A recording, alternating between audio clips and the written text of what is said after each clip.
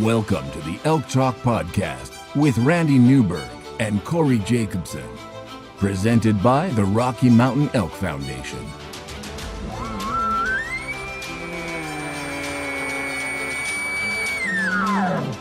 The goal is what little you and I know about elk hunting, we share with people. I've got an elk building. It's like 120 yards away. What do I do? First off, the thought would never cross my mind when an elk's being 120 yards away to call anybody on a cell phone. All elk? All the time? Only elk? Only elk. Well, it's us having conversations, so we usually go down some rabbit holes, but If you hunt with Corey Jacobson, you will find the landscape is full of rabbit holes. We're just going to make this up as we go. and you look at it like, oh, that's a target-rich environment. But if you're trying to single one out, a solo target there is much easier to go into than a big group. We record everything, so there's no BS and no lying, no faking it with us. Did we hit the record I thought button? I forgot to hit the record button. If you want to know something about elk hunting, this probably isn't the podcast to listen to. Should we give them a list of all the other podcasts where they might learn something?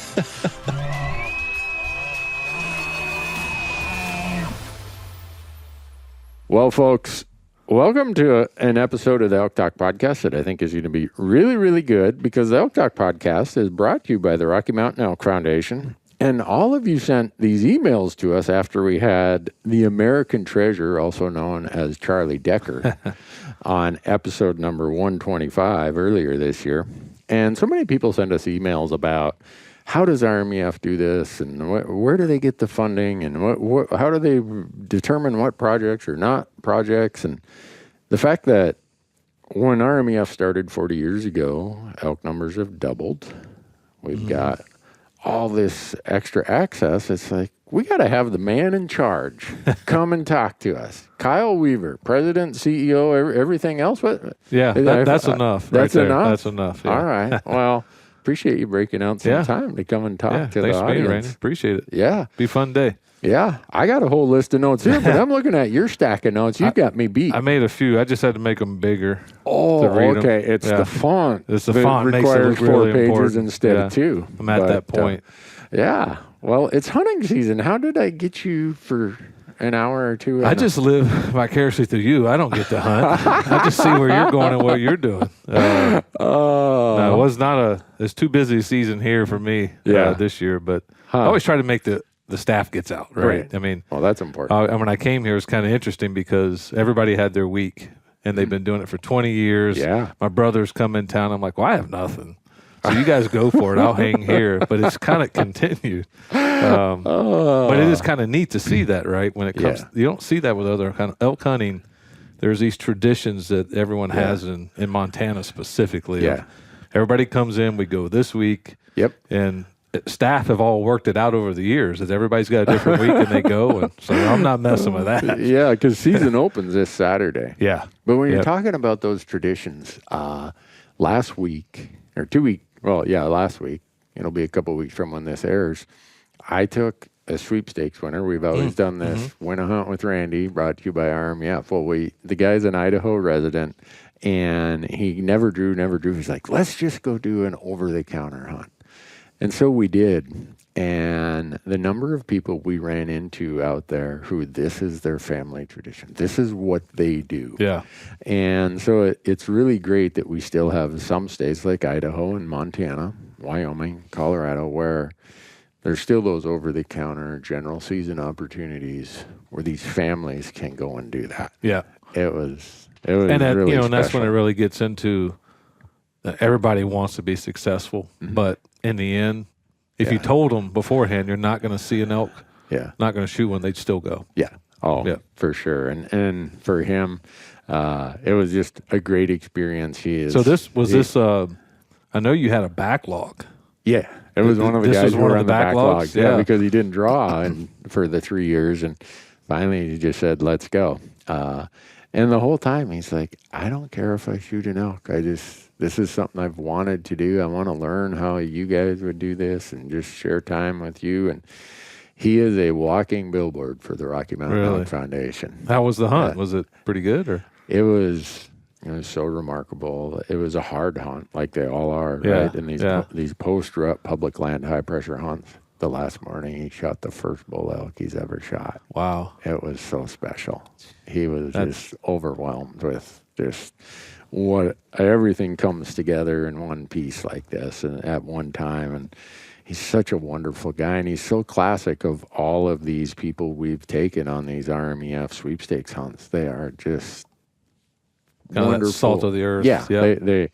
they're passionate about elk. They're passionate about hunting traditions, about public access, and it's the highlight for me. And whichever of my crew gets to tag along, it's one of our highlights every year. Yeah, and those hunters, those people. I mean, that is the foundation of the organization. And 40 years sounds like a long time, but it's kind of neat that how many people you meet have been with us the whole 40 years. I know. That's crazy. I always joke that the baby's growing up, the baby's growing up a lot, but some people, Charlie, for example, right? Yeah. Still kind of his baby, right? Yeah. So, Yeah.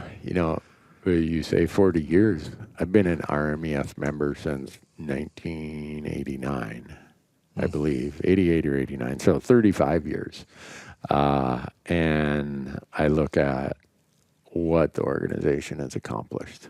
Yeah, it's unbelievable. It is. And when I moved to Montana in 1991, the very first thing I did is I'm going to be a volunteer for the Elk Foundation. And by being a volunteer, I got to meet a lot of elk hunters who'd been in this part of Montana. And so it was kind of before social media. It was how you socially networked, right? You actually went to a meeting and met with people and you did projects with them. And so that became my social circle when I first moved to Montana. And I just think about that now of how much the volunteers of this organization have done. Oh, and the staff so those are the things I want to get into, Kyle. I had a conversation. We just got back from PBR, bull riding, which, is a neat thing that the staff has attached us to, that lifestyle and that group that connects with us. And it's kind of interesting because that's how they connect to us. So a lot of, not all of them, but we have 400 people that buy these packages at the banquets and come, and that whole process is how they connect to the organization. A lot of them don't do anything with us outside of that. So it's just another avenue, right, that connects you. But we were talking about the banquet systems and the volunteers, and even, you've been on the board. It's really hard for people to understand. We look at it and we see all this money that gets raised, right? But that's just a small piece of what banquets do for you. Right.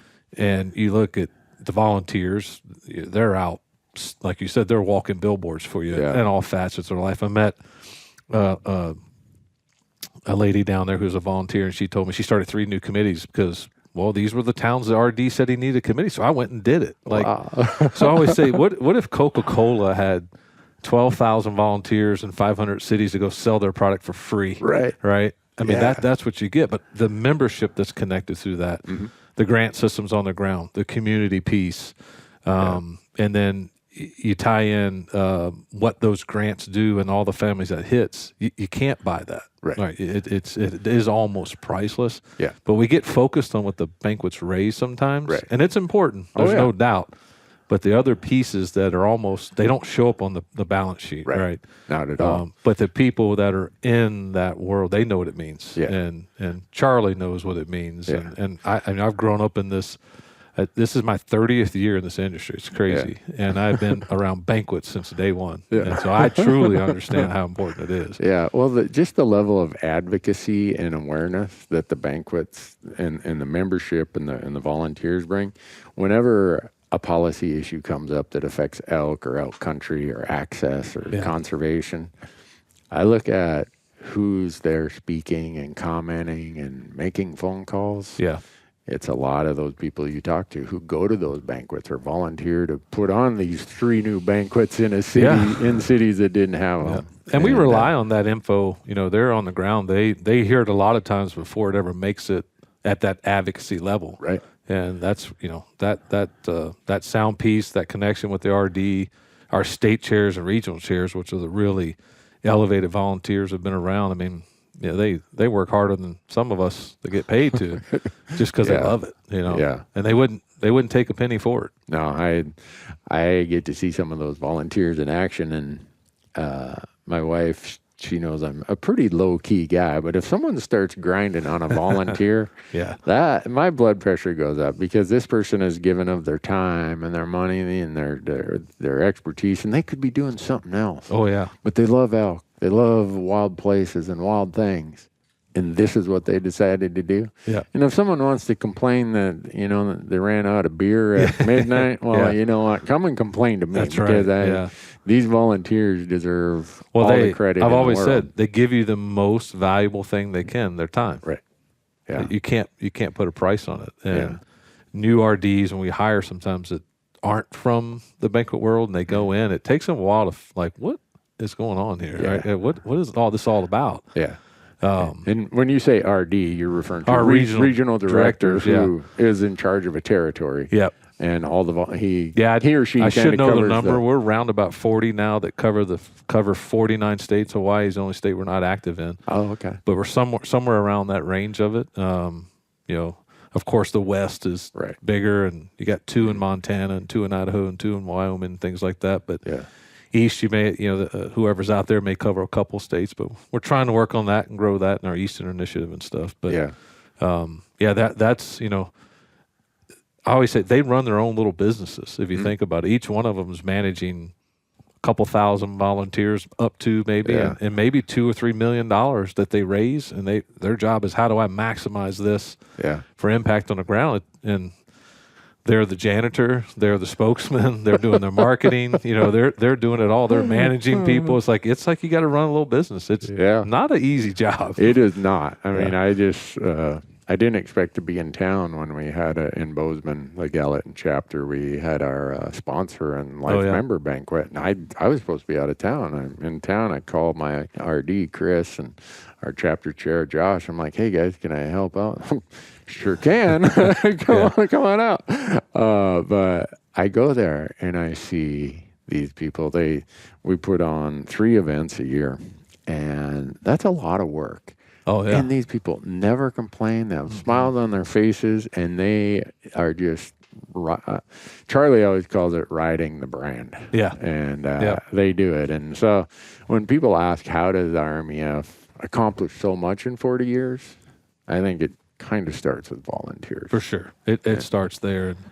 And then from there, you know, you build these partnerships and long-standing partnerships that it's a long tenure of all of that. I mean, volunteers are hitting 30 and 35 years, and banquets are hitting, you know, they've raised $1 million, they've raised $2 million. Some are raising, I don't even know how big some of our big ones are now, because they're doing $500,000 a year. Yeah. But there's some history now. You're starting to see some really sizable numbers. Yeah. That goes with, you know, the result on the back end of acres and so forth like that. It gets to be, it's hard. I always tell, numbers can be numbing sometimes. Mm-hmm. People don't pay attention to them. So then it's making that connection of, but where's the personal impact, not just that big number. That's also what the grassroots does for you. Right. No, and I try to make sure that people know that, because in the humble persona of RMEF, you guys don't do a very good job of bragging yourself up. We don't. Yeah, I think about the Taylor's Fork in Montana. When that deal got put together, I know how it got put together because I was involved in it. I know what a role RMEF played with a couple other partners. And there were groups there elbowing each other to have time at the podium at the big ceremony. But Ron Marcoux, who is the lands guy at RMEF at the time, he just kind of stood in the back. And Alex Diekman from Trust for Public Land, the people who did most of the heavy lifting just stood in the back like, well, we got a lot more work to do here. Yeah. And there were some who were, you know, just trying 5 minutes of fame. And so in your humble way, I try to push you guys, or at least use my platforms to let people know, what is this personal connection? Yeah. And I was at an event, and I told some people, hey, if you got Onyx maps, put the layer on that says RMEF. And a lot of people didn't even know the layer was there. Yeah, so a lot of them pull it up, and I'm walking them through this. I'm up at the podium. I'm like, no, zoom out, and do you hunt near one of those projects? And you just saw everybody looking at each other like, oh my God, did you know that? Did you know that? Exactly. Yeah. And so that personal attachment is there for so many people. And you're right. It's something we focus on. Like, how do we brag better? And it's hard when you don't brag, and you got to start trying to brag. And that's why I dragged you on a podcast, so I can Well, that's why we sponsor brag you, about pay you a you to little do bit. it. But I think if you look back at guys like Charlie, right, it's as humble as can be, and you go through all. There's too many names to do, but you look at Bob and Charlie in those days of working, they were about just getting the work done. Right. It really wasn't about the bragging, and that culture's just kind of stayed. But we are in a day of information now that we have to do a better job of telling our story. We're getting a little more focused on it. Yeah. And credit. I'm not a big look at me credit guy, but I don't like when someone else takes credit for something we did either. So we will jump in a little more there. But we do, because it is a lot like people just, when you start laying it out and the impact, everybody shouldn't be that much in the dark. That's on us to tell that story a little better. And we've made some structural changes in the last couple months here that'll really get going next year to focus on that more. Yeah. One of your long-term partners, Jim Windjam, who owns Kennetrek Boots, I was at an event one time, and I said, you know what? I'm going to make everyone sit through about 10 minutes of a presentation of maps. And I said, from where we're sitting right now enjoying this meal, and I went through the maps. And I have been lucky enough, in the 30-some years I've lived here, that I've been involved in most of those projects. Yeah. And I walked through all those. And Jim came up to me and said, that's what people need to know. That people need to know how connected RMEF is to what they love and enjoy. Yeah. Because they don't live in these Western states for the big money or for the whatever else. They live here for things like elk hunting or whatever it is their passion. Yeah. He said, and the Elk Foundation is doing all this, and you're the first guy who's ever stood up there and made me listen to that. Yeah. And, well, we just need like 30 Randys across the states, because you and I've done it a couple times. You talk about Bozeman. We did that sponsored dinner, the sponsor one they do outside at the family's house there, and I think you had all your big forms there, and then we did something else here recently. I can't remember what it was together. And it was our Bozeman event, with Mark Pearson. Did for us, and you could see, pretty fluent people in that room, and they were kind of taken away, like, really. And what a great place, right? 360 degrees. View there was a project, somewhere that we touched in that area, and that's part of it's honestly, some of it's a resource thing. When you're running tight resource, and you're so focused on getting done, it takes a resource to sit back and brag a little bit. Yeah, it does. And we are focused on, like, hey, there's great stories here to tell. And that when we talk about the numbness sometimes of the numbers, they can be, and it's not the size sometimes. It is the impact of that piece. And when they're big numbers and impact, it's great. But a lot of times it's a 50 acre here, or the 9 acre piece we did in Kentucky a couple of years ago that opened up 30,000 acres, just 9 little acres. And I know there's a history, you probably know them better than me, of a lot of small parcels like that. Yeah. And that's, when we look at our staff, we're talking about, we only got so much resource. How do we make the most impact? And that's one of the things I think RMEF excels at, is what you get done with what you have for resources. And the 6 years I sat on the board, I was so impressed with the staff and their focus on, we could go try to buy this 300 acre piece and turn it over to the Forest Service, or we go buy this 40 acre piece that connects us to 8,000 acres. It's a little more per acre, and so it's got that impact. So it's in addition to the volunteers, the staff that's been here for a long time. The 10 years. I was just walking. I walked down the hallway out there, and you guys have the board about anniversaries. And the number of people who have been here 20, 25, 30 years. Yeah, that says something about the culture of the organization, I would think. Also, it is. It's and we're in a dangerous place coming up, because there's 15 people that are pushing 30. I just don't. If they all walk out the same day, we're in trouble. And that it's something the board is focused on right now. It's succession planning, because we've had so much tenure for so long. It's great, but you got to get prepared for those next pushes. But it's amazing. Not only what's on that board. If I pull the list out of what's coming, And that, that has been the heart of the organization. If you look at, say, the last 25, 30 being where we've made these big strides over and over, that group of staff that's been here with them is, it's just probably 40 or 50 people in that number. Yeah. In a staff at that time of maybe 120. Right. Yeah. It's, you got to have all of these pieces together. And that's what I want to paint the picture to people is this is a very complicated organization, enterprise, whatever you want to call it. It runs on the generosity of its members, its donors, even the staff. Most of these staff people are talented enough they could go somewhere else and make a lot more money. Yeah, but they are in it for their belief in the in the lifestyle, the everything, the cause. And I was on a plane what is today? It was Sunday, coming home from Vegas, and coming into Missoula, it's amazing how many people you don't know on the plane anymore. Yeah. Man, that airport's so busy. But usually you kind of know everybody. And this lady sitting beside me, always ask you what you do, and you never know where it's going to go. And she's, and she brought up a name of someone. I knew who they were, and they were the banquet person and all that. And as we get through it, then she asked me what I don't say what I usually do. And then she's like, well, what do you do? And I tell her, and she's like, oh. And then it kind of clicked with her, wait a minute, you're outside of Montana? And it's like, oh, yeah. It's like, we're actually this. And she's like, I had no idea. She's lived her whole life connected to it and just thought we were a Montana organization. Yeah. She's not the first I've had to do, say that. But part of the bragging thing that we're not doing, right? Well, and then you get to what? Are you guys at 220,000, 230,000 members? We'll bounce around that, the average in probably 220 now, which is down slightly. But as you talked about how we use funds, it's intentional to a point. And it goes back, honestly, when you were here when I first came in, and you remember this, our strategic plan was kind of a scoreboard. Right. This many acres, this many members, this much access. And we kind of said, was that the best use of money? Because if you give a number, we can chase it.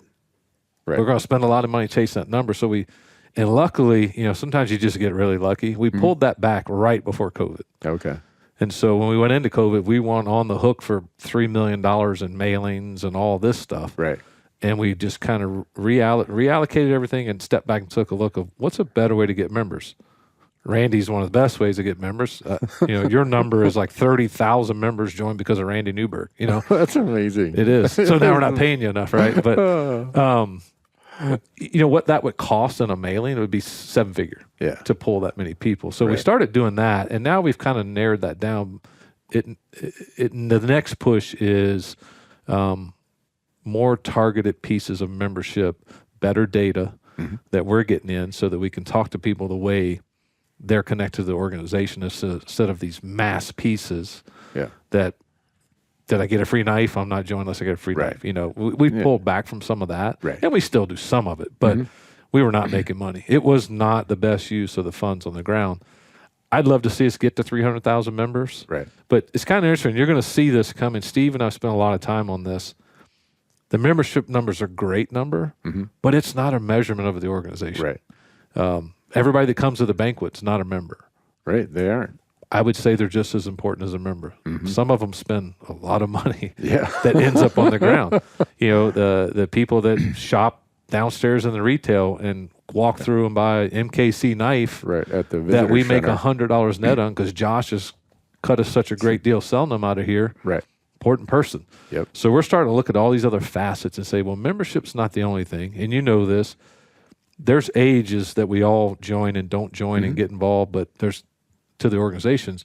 Our number of impact is gonna. We're putting a real calculation to it, but it'll probably touch 7-figure of people that are engaged in this organization every day in some facet. Whether that be they do our sweepstakes because they are winning something, they buy a raffle ticket somewhere at the banquets. Right. But you still want that core member for sure. But it's all layered together, and I think we've done a lot better job of sitting back, really doing the math on that, figuring it out, and then now piecing back together that resource and how we use it. Yeah. Well, when you get to the strategic plan, I think some people figure, well, people just show up and have a good time. When I was on the board, it's a pretty intense board. Oh yeah, Yeah. That hasn't changed. Between the 18 to 20 of us, it's all volunteer. You pay all your own expenses, and you're going to be on multiple subcommittees. And for me, I kept track of my time one of the years, and I was averaging 15 to 20 hours a week. If you're going to be a good board member and really, chair this committee and be involved in that committee, it takes a lot of your time. Yeah. And the organization is blessed to have people who come with diverse backgrounds, a lot of experiences, and we'll do that. And when we were doing the strategic plan, I can't remember, it was just before you came on, or anyhow, we were getting ready to update it. That was a pretty intense thing about what we were going to focus on, because we have this mission about elk, other wildlife, their habitat, and our hunting heritage. Yeah. All right. Every person, you tell me how your dollar's being spent. We made everybody bring their budgets and tell me how your budget is going to help accomplish that strategic objective. That's not easy to do. No. And so I say that so that people understand this isn't just, let's see how we do, throw it at the wall and see what sticks. Let's run a place and do a dinner. Yeah. This is it's a little more than that. Yeah. Well, and I think, the growth of the strategic plan, because I came in just after that pretty much with, a new focus of the board of what I would call being truly more strategic. But I'm going in year 7, and we're just getting it where it should be this time around, because there was kind of what you're saying, a breakdown of the organization. I remember I broke everything into 14 different teams. We had 14 different teams meeting here, because it's like, let's tear this down and build it back. And we broke it in all these sectors of the organization.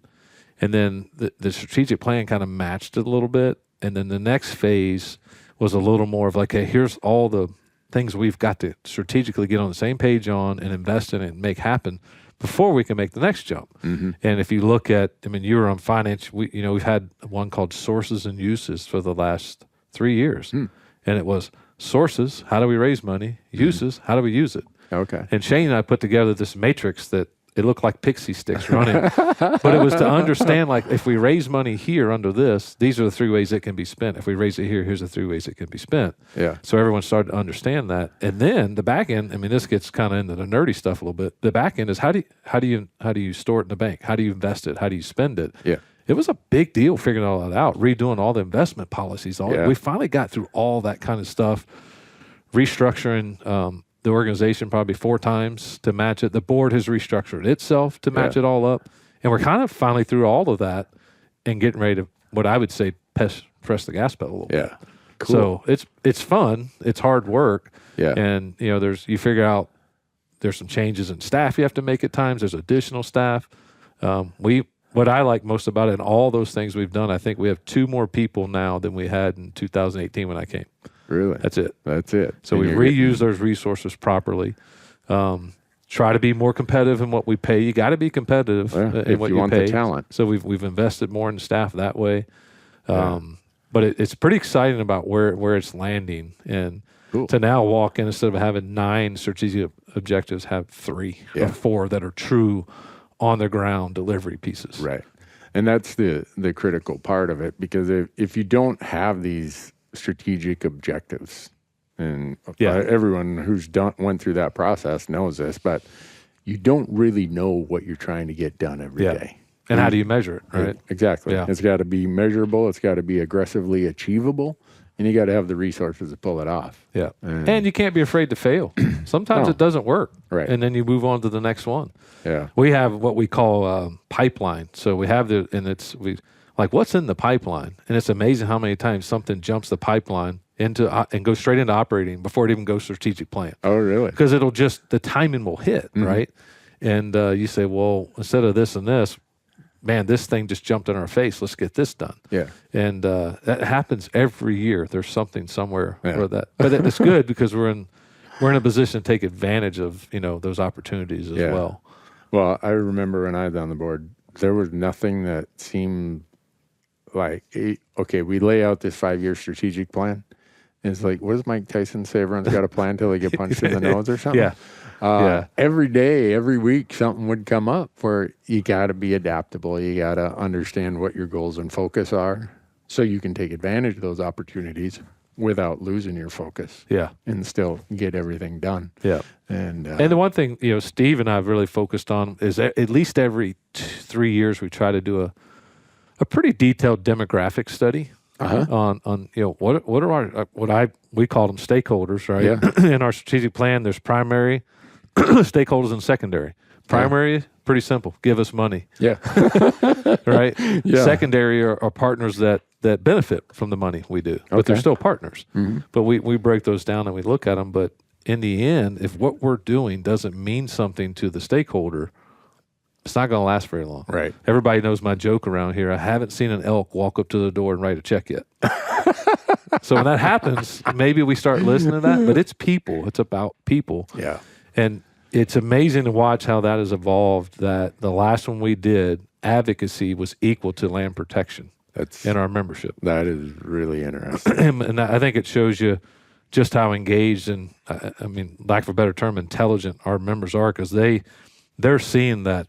And we all know this. Before you do land work anymore, you pretty much got to advocate. You're battling something. And advocacy means something different to everyone. So it's part of now, layering, like, what does that mean to you? We advocate whether it's for hunting, for the animal, for the land, for sometimes it's, related to disease or whatever's going on. Right. Half time it has nothing to do with elk most of the time. Right. It's something bigger to the picture. And we're getting ready to do another one. I'm interested. Does advocacy creep to number one? Yeah. It may. And I think that speaks to the credibility of the organization. It speaks to the vacuum that kind of has been created where some of the other, we always call them critter groups, have been struggling more financially. And with that, sometimes you can struggle with your relevance. Yeah. And so you guys have become the group that everyone's like, man, they're going full steam ahead. I want them to be my advocate. And an example of that, if people are wondering what that is, we got this crazy thing going on in Colorado right now. Yeah. And is it about elk? No, it's about ballot box biology and taking the management authority away from an agency and letting the voter do it. This time around cats, feline, mountain lions. And I remember when we first heard rumor that this could be coming up, RMEF at the SHOT Show a year and a half ago. That's right. Yeah. Put on a presentation and invited all of us, anyone who was interested in this, to go there. And you guys rented the room and had the platform, and Ryan Bronson and Dan Gates and others got up and spoke to it. And since then, you guys have put a lot of your other resources, communication, cash, and other stuff in this. And that is that definition of advocacy. Yeah. And does it necessarily mean more elk on the ground? Not necessarily. I've spent more time on that probably in the last 3 weeks than I did.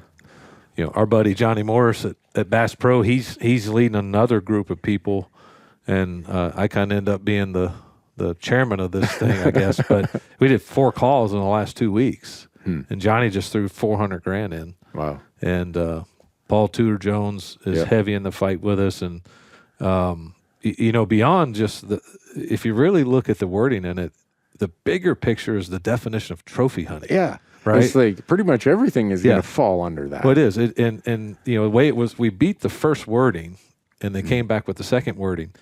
But ultimately, it lays the ground, if it passes, to define trophy hunting is if you take an animal and you keep anything other than the meat, that's trophy hunting. Right. Yeah. That's how it's laying out, how it can be used. And people are like, no. And so when you read it, you go, well, go back and read the original wording that we beat. It was even more prevalent in that wording. But, it's one of those right now. We think we can still beat this thing. We've got 2 groups focused on it with 2 different levels of messaging. It's crunch time right now for sure. And it's a little bit of a money deal. It's how many ads, but we've been testing their ads against our ads and everything in between, and it's there, but it's going to be tight. Yep. Unfortunately, we lost the wolf by 1 point. 1 point. Yeah. And so what we've used the Elk Talk podcast for is to use that example with the wolf of how many people didn't vote. it's inexcusable. And I know people think I'm a little bit tongue-in-cheek when I say, if you don't vote, don't follow my platform. Yeah. Yeah. But I kind of feel that way. Yeah. My grandma used to say, if you see a problem and you don't act on a solution, you're just sniveling. And so when people don't participate in stuff like that, I feel people like me and others, it's our job to make them aware, to motivate them, to incentivize them, go out and make a difference. It is. And on this one, if every hunter in Colorado voted, you beat them. Mm-hmm. You don't even need the other votes. Right. So that's what you're saying is right on. And we've been hammering it. SCI is a big partner of the critter groups per se. We've been the main two putting the money up and doing it. We just sent another piece out to our people. I believe, if I remember this right, the first piece Bronson we put out nationwide, and we have responses from 49 states. Wow. Hawaii was the only, which we don't do business in Hawaii. Right. We have responses from everyone, which speaks to the value of our brand and our name there. But this is gonna be tight, right? And even if it goes through the process of undoing it, I don't think most don't understand how hard it is to undo a ballot initiative. It's 10 times more expensive than what you went through, and so when it doesn't work, the other piece that just kind of came out that I didn't realize, if this goes through, the mountain lions are no longer a managed animal, so any depredation or damage caused to ranchers, there's no reimbursement. Really? It's no longer recognized by the agency. Huh. And that's an unintended consequence. And I think the money was around $500,000 a year hit to the budget for them moving forward as well. So those are some of these, ancillary things that tack onto it. That and the big picture is this: there's more mountain lion in Colorado right now than there's ever been. I think it's around 6,000 cats. So the CPW has done an unbelievable job at managing this, and it's a shame to let this get ahead of what the science and the professionals are doing. And so that's one of those examples of advocacy. Having been on the board and since then having been looped into a lot of discussions and us having meetings about, hey, what are good issues to talk about on our platforms. RMEF has been one of the leaders in what I'd call productive lands. Let's get these lands to be more productive, because without the habitat, we're kidding ourselves. And I see you guys involved in every policy thing on federal lands, because a lot of the elk that are accessible to your members live on federal or state land. So forestry management, fire management, invasive species, whether it's invasive horses or invasive plant species. RMEF has been a leader in a lot of that stuff. And so you might have your membership giving you this changing emphasis on advocacy. You've been doing a lot of it. And it's just redefined a little bit. I think Bronson's been on the Hill and testified in the Senate committees, I think 2 or 3 times in the last couple of years. And it kind of goes to what you're talking about. Like, I've been in this industry, been around this organization from the outside. You always, no matter what the financial situation was, this organization was always like professional, great reputation. And we've just continued to build on that. But I think it comes back to, one thing Charlie always says is we did what we said we were going to do, right? So that's always been in the base. But we stay research and science and factual base. We never twist. I think not worried about bragging doesn't allow you to stretch the truth. We don't stretch the truth. We don't do those things. We have our basic practices that we push. They haven't changed hardly at all. Had a guy tell me once you say you got to go back to doing the basics, you already failed. They'll never stop doing the basics. And I don't think we've ever done that, right? And so it's earned us that reputation. And I will say one place we probably brag per se a little more is we don't do a lot of group sign-on letters anymore. Because it's hard. We do every now and then, but a lot of times on the issue, we know what our demographic wants. So what we put out is very specific to our group. It doesn't usually go against what others may not be, involved in that piece of it. And I think that gives us, a genuine reputation with them. And the other side is that's what we're supposed to do. That's who. It's not the elk paying us; it's these people, and our job's to represent them. And on a piece on that, this is breaking news on the podcast here, but we will launch a C4 this week. Can I jump up and down and yell? Finally. Yeah. Shane is signing it now. We passed it at the board meeting last Monday. Yeah, Monday we met. So this audience here is fully informed on what C4 means because I have spent since this podcast has started, I've said one of the constraints of being a 501c3, which is the tax code section, there's C3, C4, there's a whole bunch of them, is the constraints on what you can do. Yeah. Lobbying, being involved in policy. And it's a club that a lot of these groups try to use against you. Oh, I think we'll tell the IRS you're in the wrong. Oh, that's for sure. Well, then you get a 501c4 and that's what a lot of these other groups are. Oh, I think we're about the only one left that doesn't have one. Yeah. Your donations to that 501c4 are not going to be deductible. Yeah. But you're going to be able to use that money. And that 501c4 can go do the things. That's the only one that can do that work. Right. Yeah. This is rolling up the sleeves. And the key is, two reasons we kind of got into it. One was protection of the C3, of what you're talking about. I just looked at September financials, $155 million in assets. Part of our job is to protect that. Right. Well, one of the biggest risks to it is politics and losing your C3, the charity side. So the C4, that's it. And then the second part is to allow the staff more of an unlimited resource, and getting into the nerdy accounting that you and I have to get into. But we can do it on the C3 side, but there's a limit, right? And it's like $1 million a year. Yeah, you know how fast you get to $1 million a year. Yeah, and so it allows us now to, we're not with this C4. We are not saying vote for anybody. We're taking our policies and we're advocating against those positions. It was this March. We did we called it a board retreat because we didn't want it to be a meeting, but it was a board meeting. But we didn't make an official meeting, so we didn't have to follow Robert's Rules of Order and do all that. We wanted to just talk.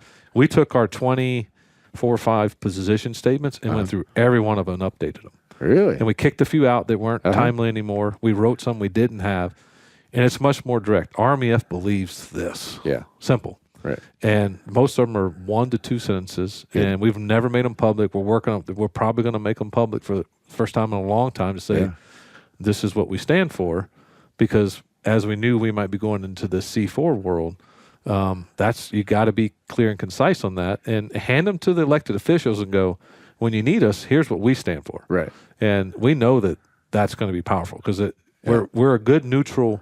When you talk to some of the elected officials, when we go up and lobby and sit around and have meetings, what they like about us is we're safe. Yeah. We're not this way or that way. Right. And one of the first things I changed when I came in, our position statement used to say we were,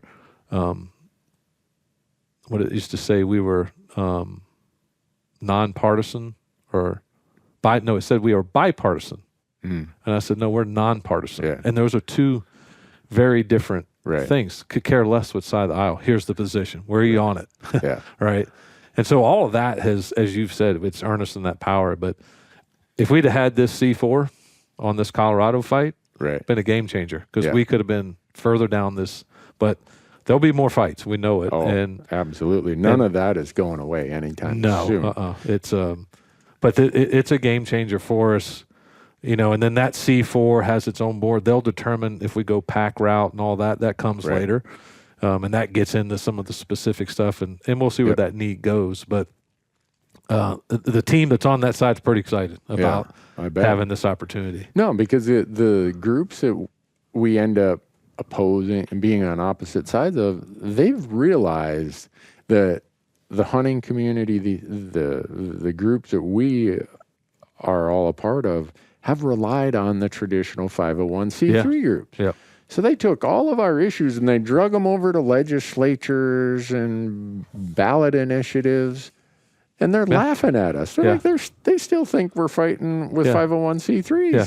We got no tools. Yeah. So, man, that's what's even worse in Colorado is I don't know the rules specifically, but they have a limitation. A C4 can only spend 20% of its money on the issue. Oh, really? So one C4, you're limited to how much you can even spend. That's why there's kind of a multi-layered piece down there. Gotcha. And they're one of the few states that done that. I'm not saying I get why they do it so people can't come in, but then that's where the hunting community has to get together because there's limitations on how much you can bring in. And it keeps the money down a little bit, which is good, but it challenges when you're you're trying to go in and buy a couple $1 million or $3 or $4 million in ad buys and all that. And you go, wait, we've hit our max. Now we need another C4. Someone else needs to step in there. Yeah. Yeah. Well, Colorado is, got the largest elk herd in the country. Yeah. And it is ground zero for this struggle or this tension between what has got Colorado to where, you talked about how CPW, as Colorado Parks and Wildlife, has done such a great job. Yeah. In their hunters and their groups. And now we're in this struggle where people are like, well, yeah, you might have built the asset. We're going to take control of it. Yeah. It's like a hostile takeover in the business world. Yeah. But it's like you say, it is ground zero. When whatever works will end up in these other places we know. Yeah. And sometimes even more extreme when it ends up there. Yeah. And, I think everybody takes the playbook if the play works. You rerun the play, right? Yeah. And so we're trying to get more prepared. And that's where the C4 comes in. We know that, one, our demographic understands it, which is a great place to be where your members don't go, don't get into politics. Right. Well, advocacy and lobbying are very different. Right. But our membership gets it and they understand it's important and not having to sell on that. Cool. And it's expensive. Yeah. No, it just is. It is. And that's where the other side kind of counts on, well, they're so busy, protecting habitat and creating access. They don't have money to go do this kind of stuff. And so the truth is, you can't take your eye off the ball of those mission things. So you have to set up these other institutions or organizations of C4s to take different money and go do that. So you can continue to do the good stuff that you do. So that's exciting, Kyle. Yeah, I think it should incorporate either by Friday or Monday or Tuesday. Really? So we'll have another board to get you on one of these days or something. Well, you might want to ask the other board members who served with me. Do we want that guy on another board? I love all my board members I served with. But what was beautiful about that is we could come to those meetings with really strong thoughts and ideas, and we could close the door, and we could have difficult decisions. And whatever it was, if your decision was chosen or maybe not, when the door got opened back up, we were all on the same team. Yeah. And it takes adults to be able to do that. Yeah, and it still happens, I think it happens probably less because we took some of those big issues. I always tell the board a little bit, the worst case is when whatever hits the ground pits our members against each other. Yeah. And those happen, right? Resident versus non-resident. Oh, yeah. Private versus public. Yeah. Like all that. The corner crossing, these things, they put the organization in a tough spot. Like you're going to make somebody mad. And that's when you get in this advocacy world, it's you got to focus and stay in the lane. Because when you get outside of that, you get in trouble. Right. So that's been a big part as we build up to this. And when you're effective, members will call you and you need to get on this issue or that issue because they trust you. Hey, you did well here. I want you to do there. And you go, that's not our issue. Right. And so, and then there's that gray area where it's kind of our issue. Yeah. And you go, boy, this is going to hurt no matter which way you go. So we try to explain that more and more. Yeah. And in a lot of those cases, we don't. How much effect can we have on non-resident versus resident tax? None. I mean, we get out and we speak to the dangers and issues and why both are important and the finances and all that. But in the end, we don't have a And as I've always said, and when I was on the board, it's this the resident non-resident issue becomes less moot if we put more elk on the ground. Yeah. And we create more access for people to get to better that. habitat, all those pieces. Yeah. That's how an organization like RMEF can solve that and make the difference. Because if you jump into this one side or the other, you lose. You're gone. And we talk about that, a lot of times in some of the best practices. We're looking at updating our best practices. We were in a meeting, I don't know, it was when we had those 14 committee things, and somebody walked in with this status of elk book. Yeah. And it had not been done since 1995 or 6 or something like that. Whoa. And I was like, well, what is this? What? I didn't even know what is it. And Steve, of course, knew. And went through it, and it was really a status of every state with elk and where it stood. And we're like, well, let's update it. Yeah. Well, that was an undertaking. and we did it, though. We ended up with all 28 states with elk and their numbers, the best we could on the hunting data, you know, everything we could about their standards, their practices. And it's not to call any state out. Right. It's for us to look and go, well, based on all these different layers, this is what we have seen to be the best practice. Yeah. But it will be key for us in our research and making decisions too. And every state, there's no doubt, every state is different. Yeah. But every state. Yeah. And the sad thing is a lot of times there's a cultural shift that drives the difference versus a science at every state too. Right. And so if we can be a help in that, sometimes we're a friend to both sides of this, the agencies and the hunters, and kind of be the voice in the middle. Because in my years of it, I remember Jim Baker telling me once, he said, the best legislation is when no one's happy. That's when you pass the best legislation. And it's kind of true. It's pretty hard to do nowadays, but when everybody goes, well, I'm not mad, but I'm not really happy, you probably did the best you could. Yeah. And that's where that little give in the middle is going to happen. Yeah. But managing elk is, when we meet with the agencies, it's like, where do we start? We do our elk summits. They're like, oh, geez, here we go. Right? No, I appreciate that you guys invite me to those. Yeah. I don't know if I'm of any help, but I sit in the background and try to. Well, your name comes up here a lot, in a lot of positive ways, not all negative. But, just the voice you've been of that in the middle sometimes helps us a ton. It garners a lot of loyalty and well, Randy said this with our members, and that helps because they don't.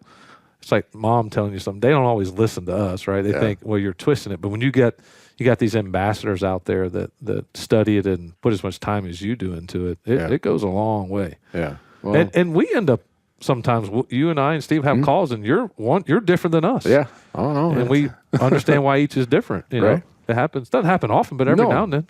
But it's. I think it speaks to the maturity of the organization that you guys are always out there asking, what are you hearing? What are you hearing? Because you're going to hear it in a certain way because you're the organization. Yeah. I'm going to hear it a certain way. Other people who are out there among the, when you have as many platforms as I do, you get a lot of feedback, especially when they know, hey, he was on the board of the Elk Foundation. You guys have heard me joke that whenever there's a controversy, they think it's the Randy Newberg Elk Foundation because all of a sudden my emails get lit up. But I forward a lot of those to you guys, and you guys take it really seriously. Like this morning, I'm driving over, and Steve Decker sends me an email, and he's like, hey, we've resolved this issue. Communicate to that person and tell them here's the answer. Yeah. And so you guys have always been very mature about if there's something we don't know or if there's something we should know, let us know. Yeah, for sure. I mean, we're not perfect. For sure. I call it my fan mail. I get a lot of fan mail, right? I call them love letters.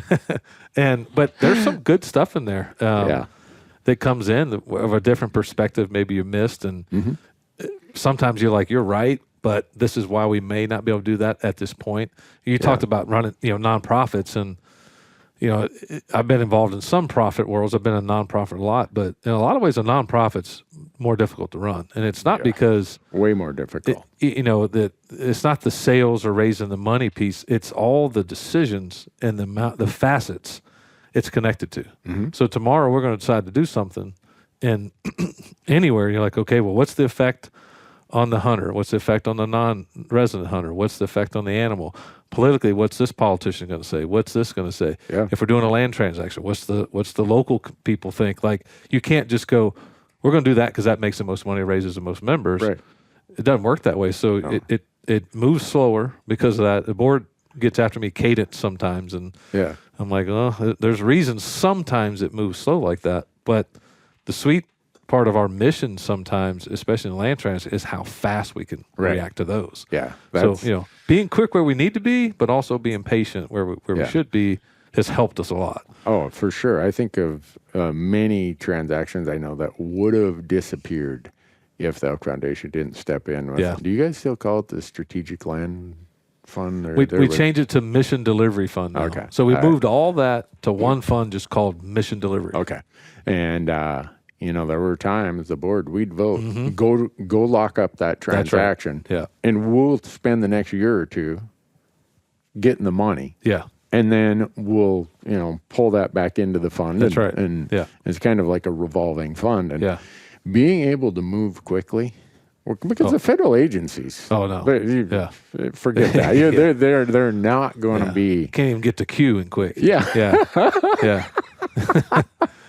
Yeah.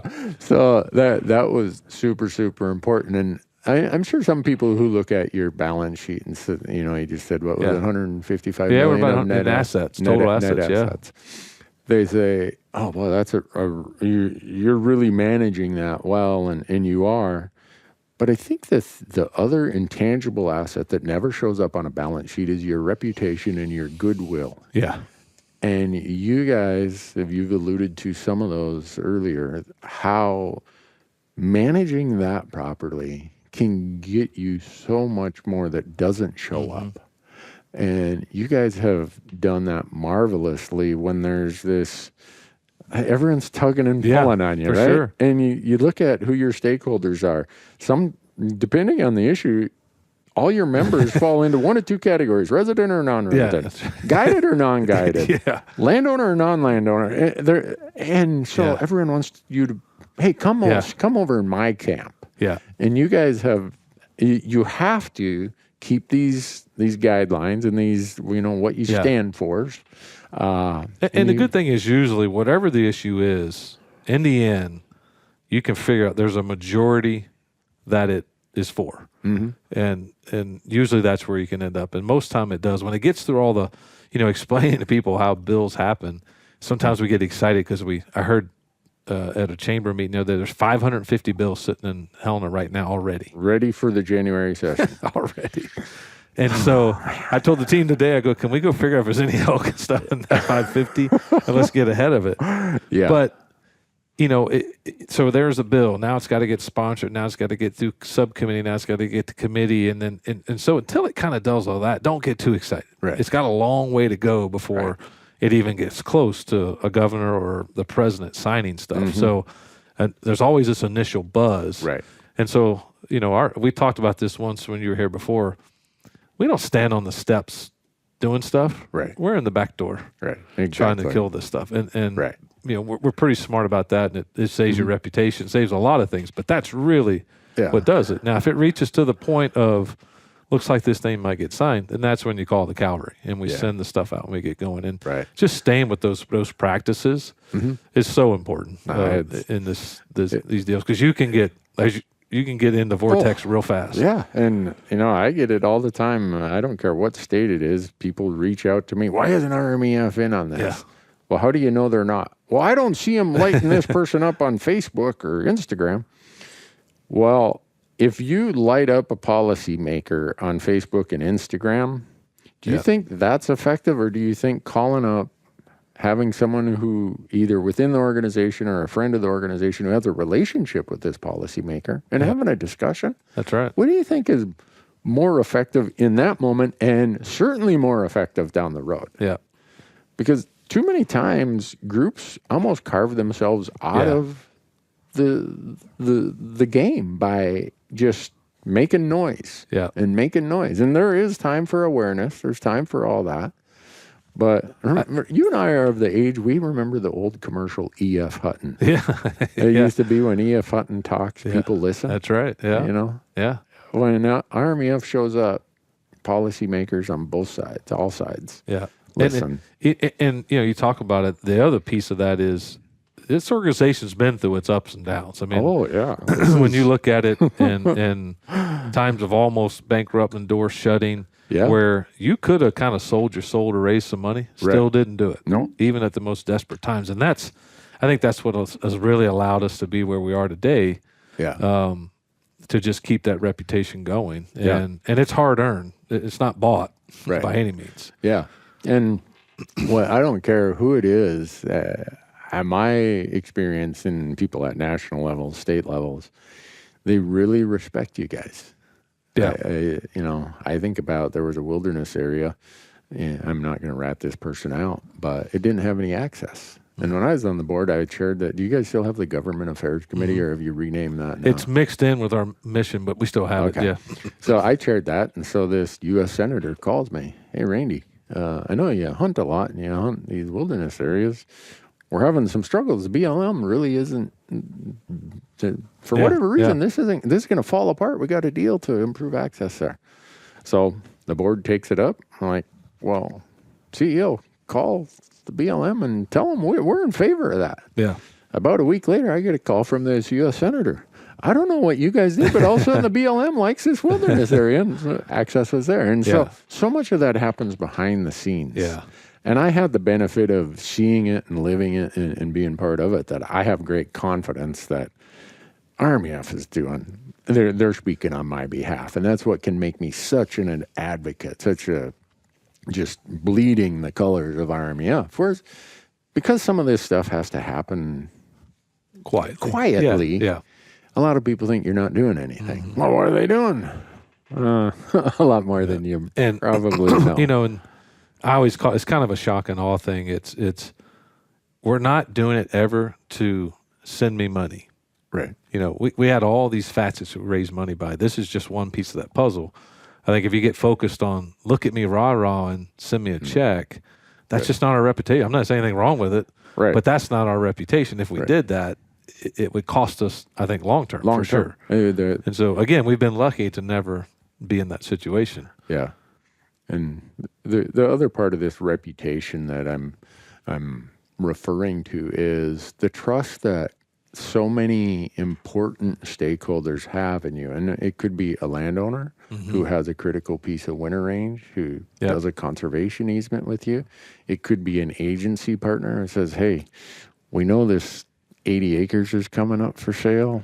If you guys bought it, you know, we could use LWCF money to fix this in-holding and create more access. And that's really, you can't go buy that kind of relationship. No, that takes years and decades. When I came in, you know, here, I knew a lot. I've been in this industry. I knew a lot about the organization, of course, but I didn't know our conservation mission model very well. So I remember the first day here, you know, they came in, they brought me a packet this big to sign. I'm like, so I got to read all this? I'm like, why don't you just tell me what all this means? You know, so they go through it all, and I sign the papers, and then I push it aside, and I was like, so tell me the story behind this. Like, what do you mean? I go, what the heck is this landowner doing this for? Why? Yeah.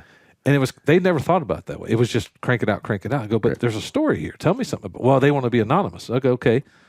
Then Mr. Smith, you know, tell me more about why he's doing it. And it was initially, that was like, we got to start telling these stories more.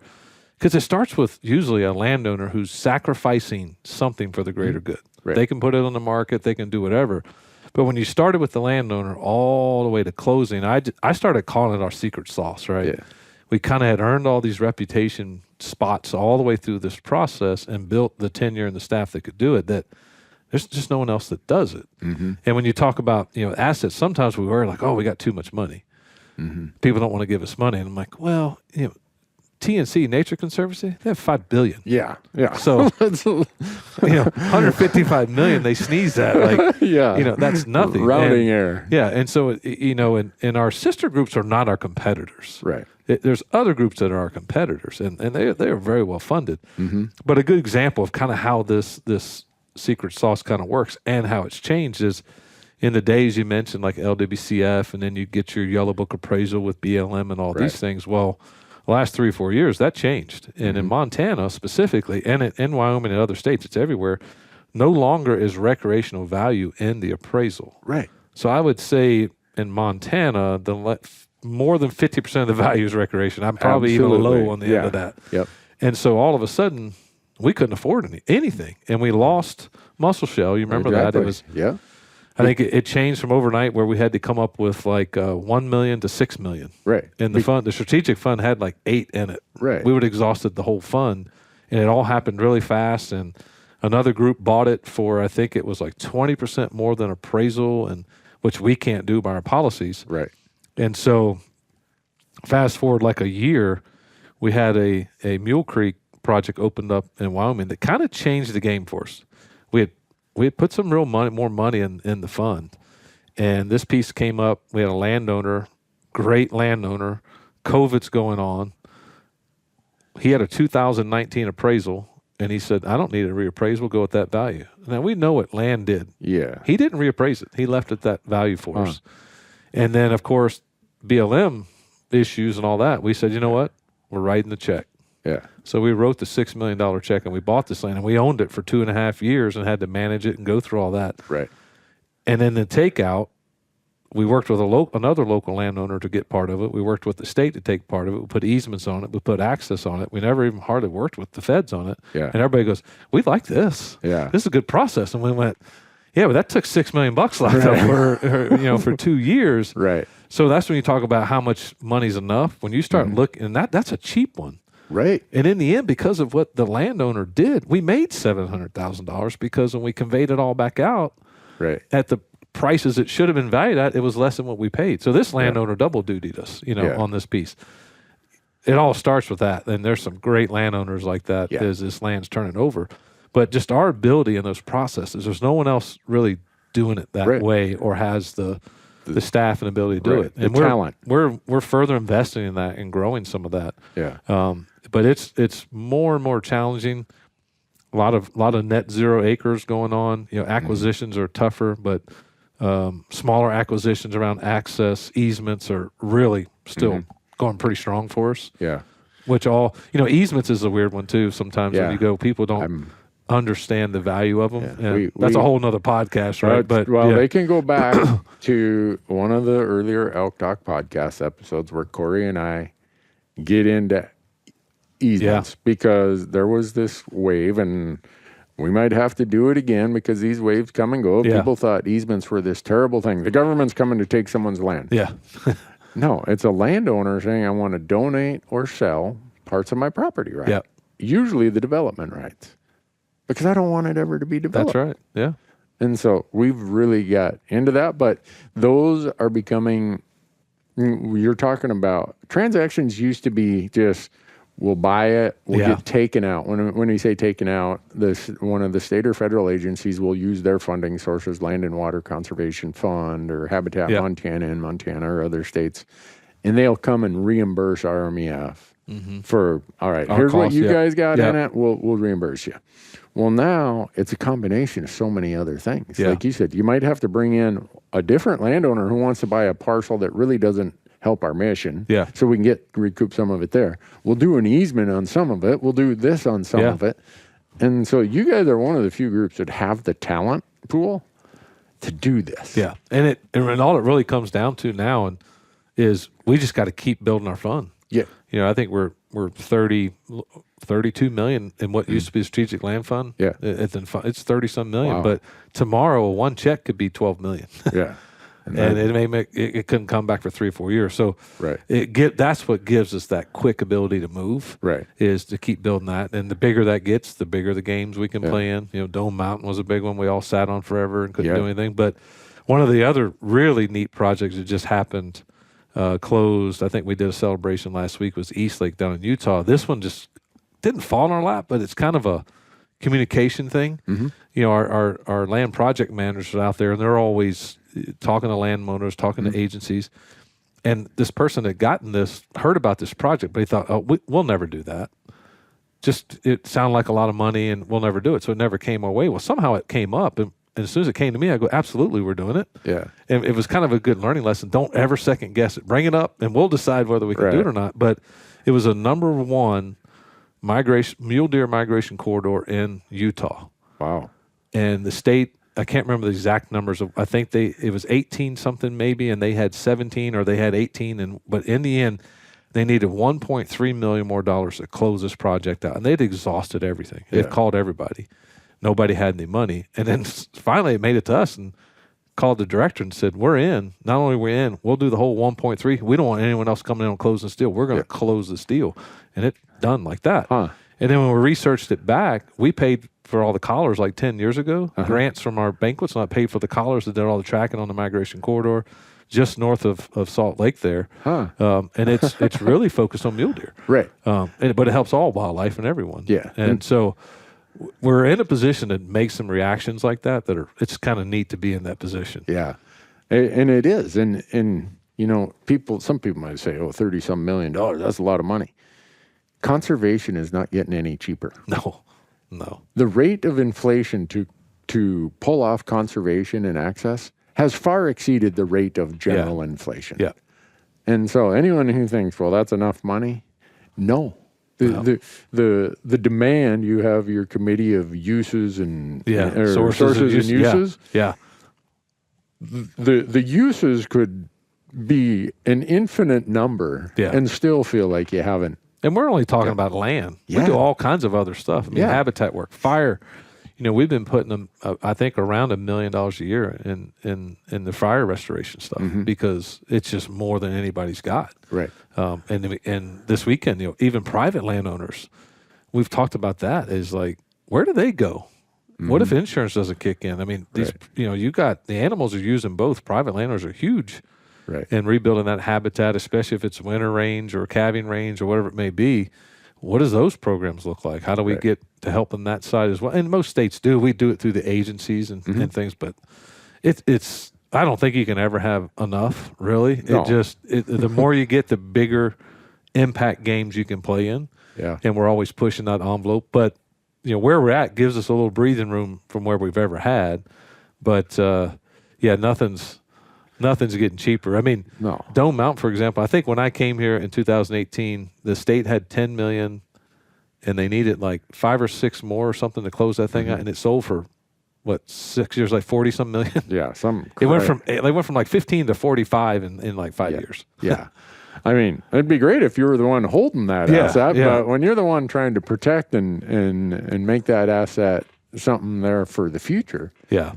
It's really expensive. And really what it gets down to now is we're really focused on corridor work. We have been. And we put $1 million in with WAFA, the Western Agency of Fish and Wildlife Agencies, a big partner there, getting the states targeted on these pieces. It is these targeted pieces. Yeah. And when the opportunity arises, you got to be able to write that check. Yeah. If you got to go raise it and then come back to it. And we do some project-specific fundraising, but that's why we don't, because most of the time when the opportunity arises – you don't have a year to raise the money. Right. That landowner, you got to, when they're hot and say, I'm ready to do it, you got to be able to do it. So, in my mind, that fund needs to be $100 million. We got to find ways over time to get that to $100 million. Then it's kind of like, all right, in our mission and the worlds we're working in and the lands we're trying to do, that really starts to make us where we can write a $20 million check and go, we're going to be okay. Yeah. Right now, if we had to write 20 of the 30, it'd be a little scared.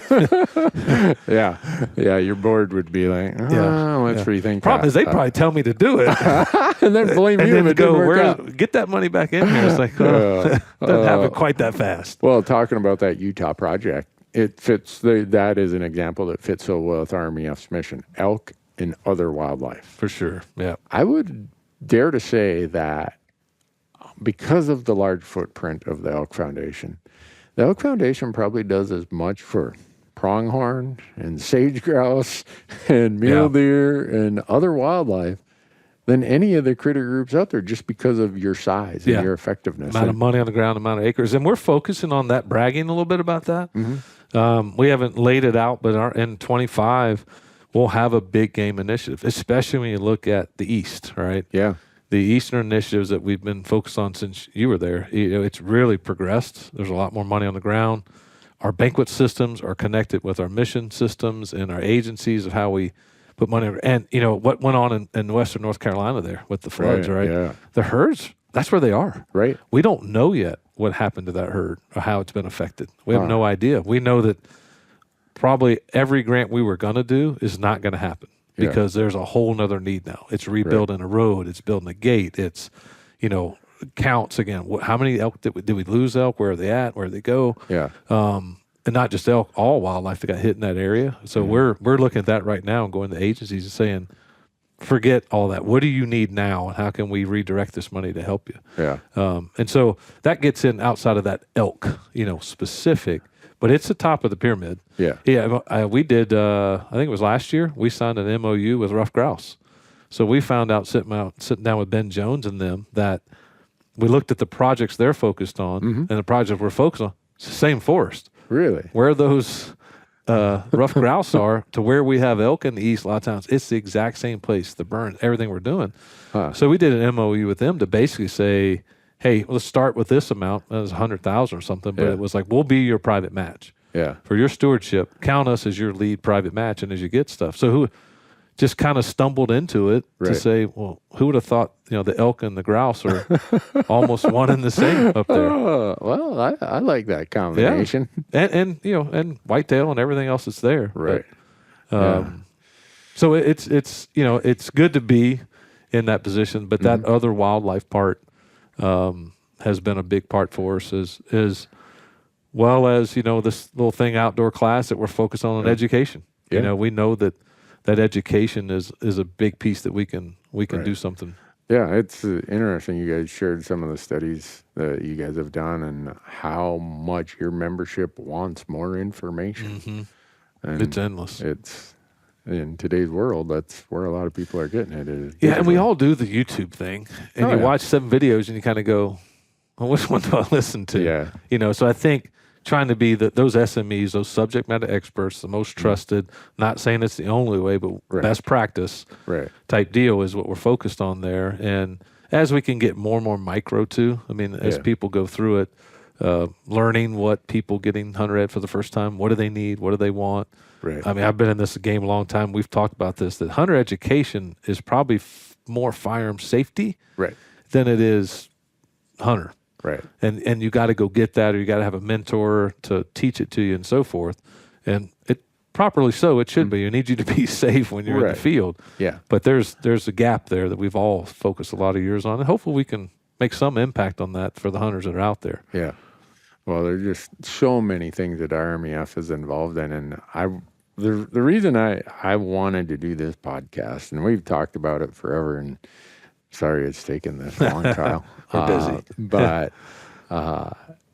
there's no organization that's been as meaningful to my life as someone who enjoys wild places and wild things as the Rocky Mountain Elk Foundation. Yeah. I try, as painful and as uncomfortable it is to try think about, what if Charlie and Bob and those guys hadn't started this organization 40 years ago, and it hadn't been transferred into such capable hands to where we are today?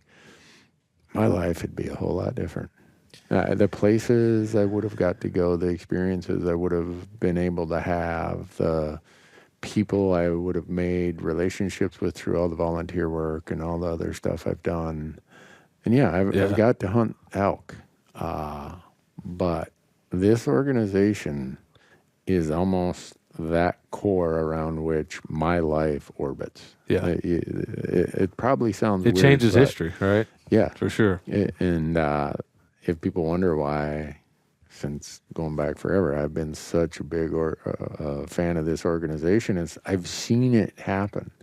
I've seen the Royal Teton, one of my CPA clients, put their land up for sale, and here comes Ron Marcoux, representing the Elk Foundation. And that time I was on the other side of the table. Yeah. I was representing the client, the people you guys were dealing with. And they were so impressed with the Elk Foundation because you guys said what you were going to do. And around the fringe, because this was right next to Yellowstone, so every group in America thought they had to have some say in it. And I still remember when Murray called me, he's like, Randy, you go tell those people we're only dealing with Ron Marcoux, and if they aren't happy with that, we're walking away. And so I had to call all these other groups and say, Ron's calling the shots here, and I know he's with RMEF, and if you don't like that, all the deal's going to fall away. Yeah. Well, now we look at that amazing elk habitat. I look at the Gallatin land exchanges. Just across the country, all these projects that I have seen RMEF be involved in, the places I've been lucky enough to hunt in New Mexico. I remember seeing all of this thinning that it went on. I thought it was I didn't really know. I'm like, what the heck's going on? They're tipping over all this pinyon juniper and stacking it. Maybe they got a firewood cutting operation going on here. Well, I wasn't on the board at the time then, but I read Bugle magazine. You guys are the ones who have done that to create more forage. Yeah. Not just for elk, but for the public land grazers, for everything, making it a more productive landscape. And I could just go on and on about the way that the Elk Foundation has affected my life in the life of probably everyone who is passionate about elk and elk hunting. Yeah. And my goal is to make sure they know that.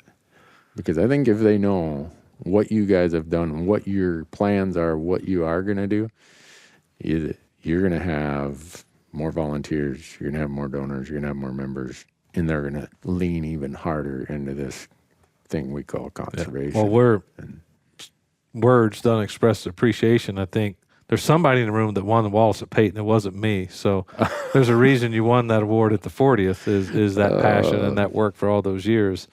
Which was good because it's pretty hard to surprise you. We pulled it off, but it was good. Pulled that off. That was it's the most meaningful thing, other than my wife and my son. Of all the things that I've ever been recognized for, is when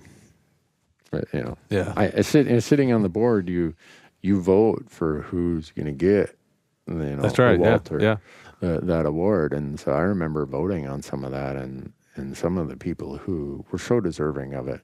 Jack Ward Thomas, I'm like, I've read everything he's ever written about elk, and then when I got it, I didn't.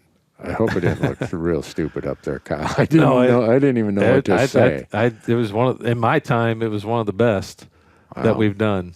Lee Swanson, you remember Lee's? Yeah. I mean, his emotion, same thing. I mean, it was just.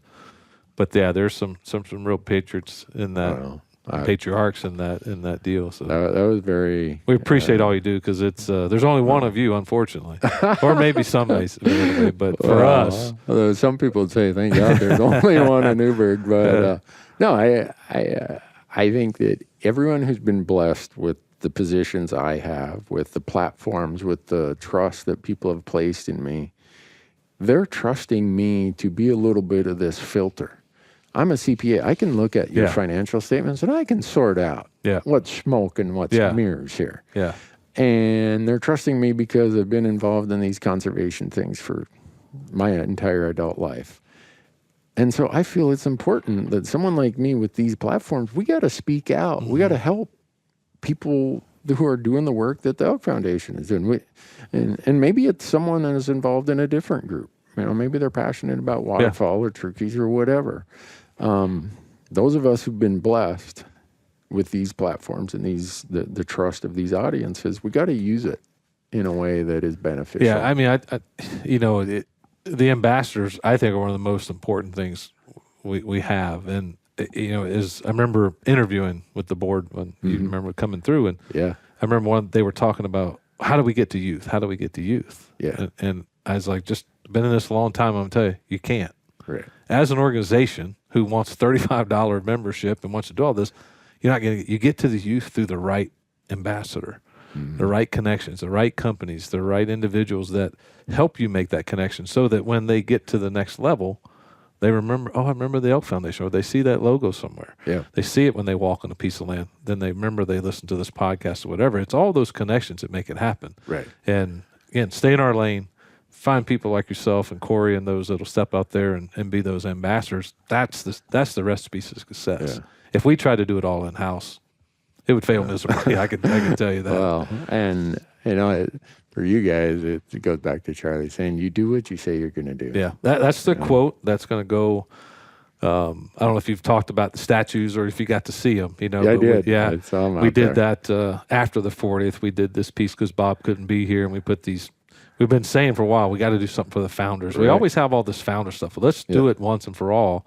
Yeah. And I don't even remember who had the idea. It came from somewhere out of the board, I think, and said, here, go do this. And I'm like, all right, let's see if we'll figure this out. But we did it all. And at the end, Fred and I both, our chair, Fred Lexi, said, that's what it's got to say. We did what we said we were going to do. Yeah. And that mantra has just, there is no quit. There's no give. If we said we're going to do it, we're going to figure out a way to do it. Yeah. Back to, Rob Creek when they didn't have the money till the last minute, but it was like, we're going to figure out a way to do this thing. Yeah. And that hasn't changed at all. So that's one of my, if you want to call it, pitches. When you guys had me do that thing in Bozeman where you invited all those people in. Yeah. A lot of those people they're very accomplished people in their business life and other lives.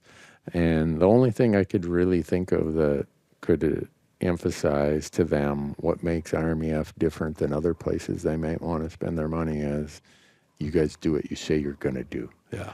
And quite a few of those people came up to me afterwards and said, I needed to hear that. Yeah. That gives me confidence in this group that they're going to, if I write a check, they're going to do what they said they were going to do. Well, I think we had probably the two most powerful people in the media in our world there with you and Steve Ranella. And you remember at the end when Steve said, Steve, he's just pretty direct. He's like, well, I can tell you this. If I was going to do anything with any organization, this is the one. Yeah. Like that. Mm-hmm. That's saying a lot right there. No, and it was as genuine as could be. Yeah. And I think both, you got you leading one end and him on the back end. It's like, we probably didn't get everything out of this we should have. Well, it's just those kind of things where you guys now are, and I think about when I came to the board, everyone said, we're entering this new phase. And I think we kind of were at that time in 2013.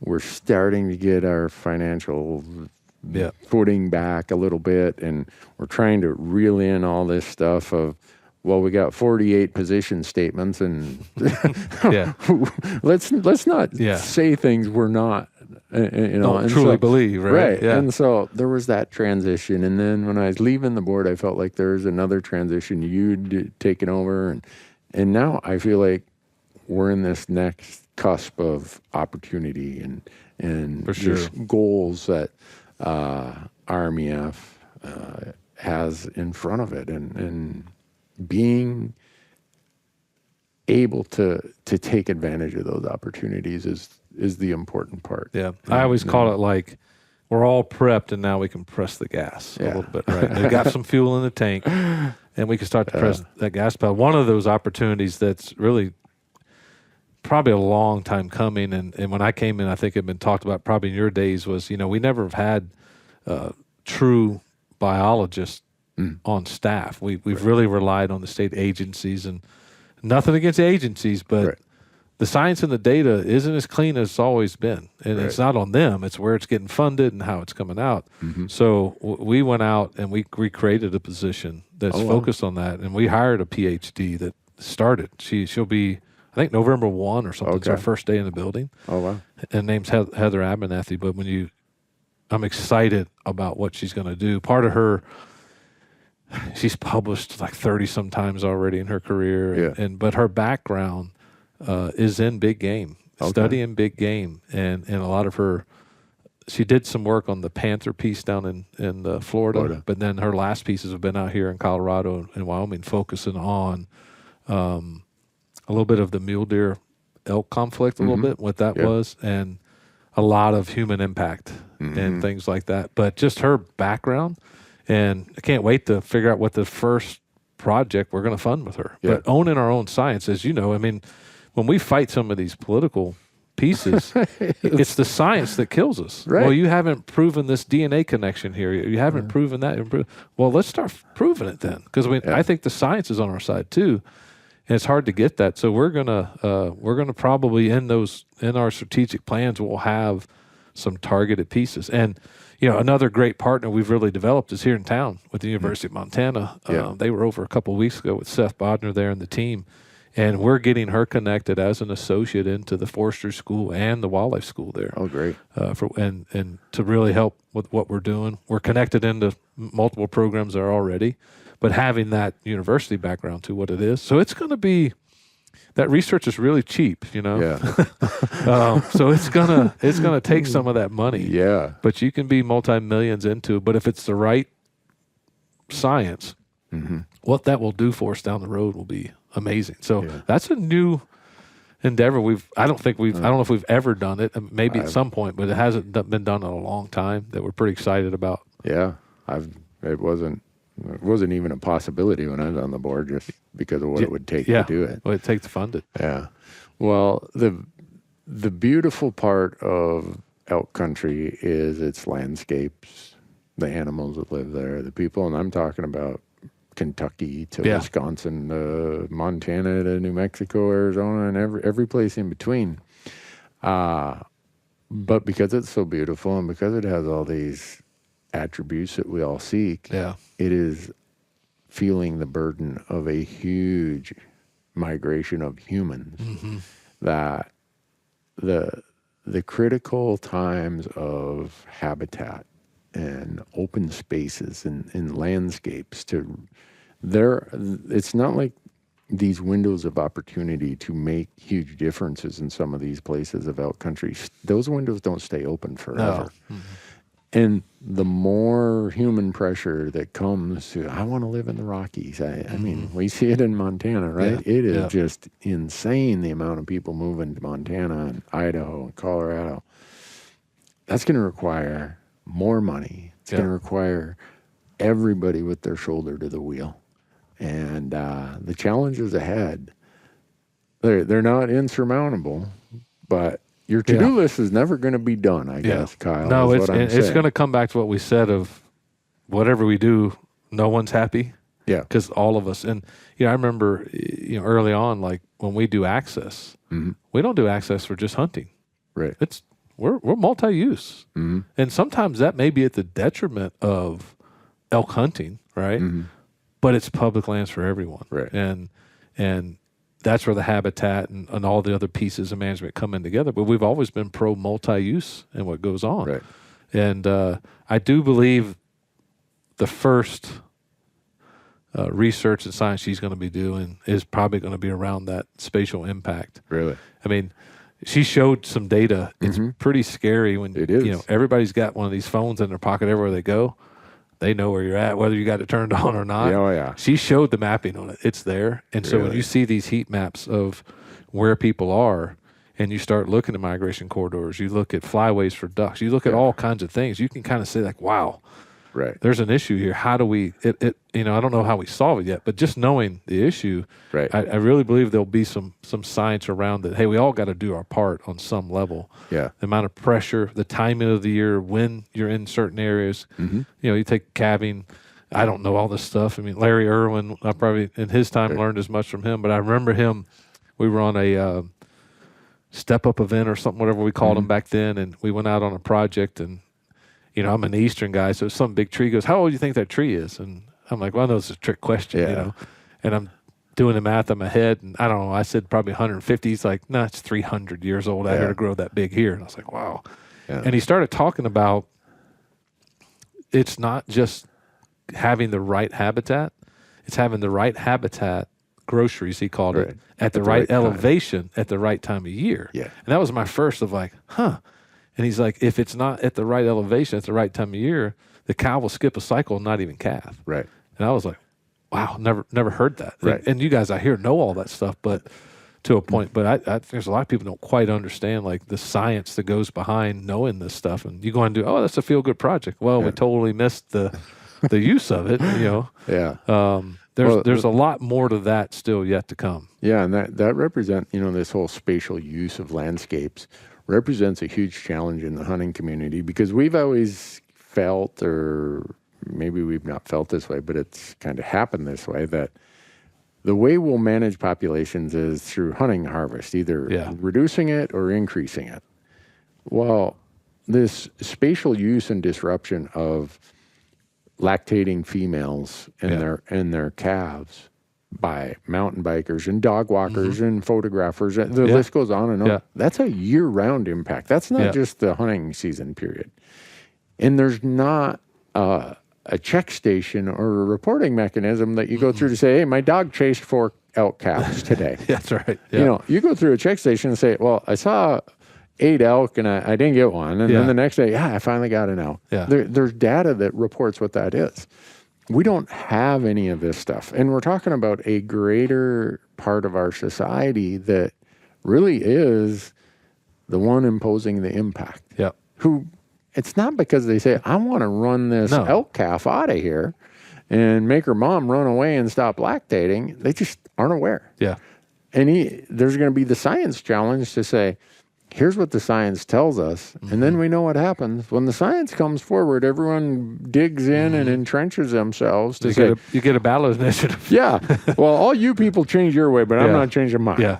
And so... It's going to be tough. It is. Yeah. But it is a reality of what is coming down the pipe. Yeah. That's when we talk about, just in elk hunting in general, everybody picks their battle to a point that it's, choose your weapon, the season's too long, this and that and all. It's all of it. It's all of it. All of it has the habitat, you name it. It's not one. If you made all the habitat perfect, the impact would not be what everybody thinks. Right. Because there's still all these other pieces that also play a part. That's singularly not going to draw all the elk off private land. Right. There's a lot of other pieces that go to it. And it's all this big balance. Yeah. This huge ecology thing that, man, the fringes get going. And we always say, can we be more of the voice in the middle? Right. Which I think is what you are in these other places. That's the real key. And we have a lot of sister groups, critter groups that are there, and we're trying to build some of that. And that's that message. And that's the future for all of us. Yeah. And it's kind of like you're talking about other wildlife, but it really gets into other activities. Right. I mean, when we do the multi-use, it's for everyone, but Right. boy, we all got to play together. Yeah. On some levels. And I think this spatial phone data, it's held pretty close. And she worked with someone that bought the access and had it through some stuff. So we'll get it, Right. and look at it. But it's pretty amazing. Yeah. But it's where you got to start. Yeah. And, everything that has a negative impact on more elk and more wildlife on the mountain or in the hills makes our problems seem greater. Yeah. The salve the antibiotic, whatever you want to call it, yeah. the cure, maybe not cure, but what makes a lot of those problems seem less stark, less dramatic, is better landscapes, more productive lands with more elk and other wildlife on the mountain. Yeah. And That's it. every pointed question, comment, criticism I get, the friction there or the tension there or the worry there would be less or is solved or at least lessened by more wildlife. More resource out there. Yep, it does. I had the conversation this weekend with someone. And, I was playing devil's advocate a little bit on all these years. We all talk about need more hunters, need more hunters, need more hunters. Most hunters don't want more hunters. No, they don't. No. And I always joke back east. I'm like, you go sit in a tree stand for 8 hours by yourself all day and love it. Like that, and I'm not telling you where I'm at either when I'm doing it. Like that's a hunter. But and during COVID, the resource got tested. Oof. More people hit the woods. But ultimately, like you say, what solves our problem is, well, whatever they're hunting, if there's more of it, there's plenty of land. We got to get more of it opened. Right, exactly. But we got to improve the habitat. We got to do this. But when there's more of that resource there, everybody's going to be happy. Yeah. More access to wildlife and more wildlife to have access to. Yeah. We work on those, and we're making a big difference. Yeah, and we've got to meet in the middle on some of it.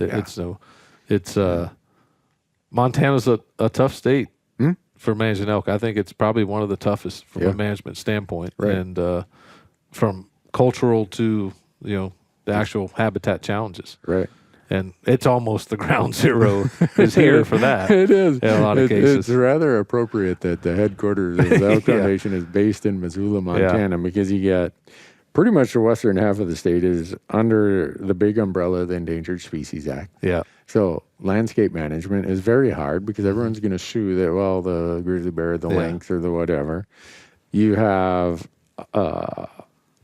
another part of the state that's landowners are screaming, come get rid of these elk. And you got a state agency that's getting pulled all different ways. And you guys are right in the epicenter of many of those problems. And you know this from your own. We have to be careful not to just do everything in Montana because we got to start. But it could be its own deal for sure. Oh, it could. But, I mean, that is the other part. You look at a map of where the footprint of the Elk Foundation is, it's across the country. Yeah, it is heavily in the elk countries or elk country of the West. Yeah. But, there would not be 12 to 14,000 elk in Kentucky without the Rocky Mountain Elk Foundation. For sure. Yeah, if it wasn't for Tom pushing that and making that happen, it wouldn't. And that would not have been the CWD free seed stock to go to Virginia, West Virginia, North Carolina, Tennessee, Wisconsin, Michigan, Pennsylvania, Missouri, North Carolina, Arkansas. all of it. Yeah. Yep. So it's just really critical that people who love elk and other places support the Elk Foundation in whatever way they can, whether it's their time, their talent, or their treasure. Yeah. Well, I mean, we joke here sometimes. I mean, I think we're over 80,000 members east of the Mississippi now. So it's pretty big, and it's grown. Pennsylvania is still a tremendous state for us, and it takes time as we've connected the banquet systems with money on the ground, and that story starts to build on itself. That'll continue to go and build for us. But, it takes probably 4 or 5 years. Even when you say we're going to do this, it takes that long to build that back through. And, those elk in Kentucky are so easy to hunt, right? Well, they weren't for me. No.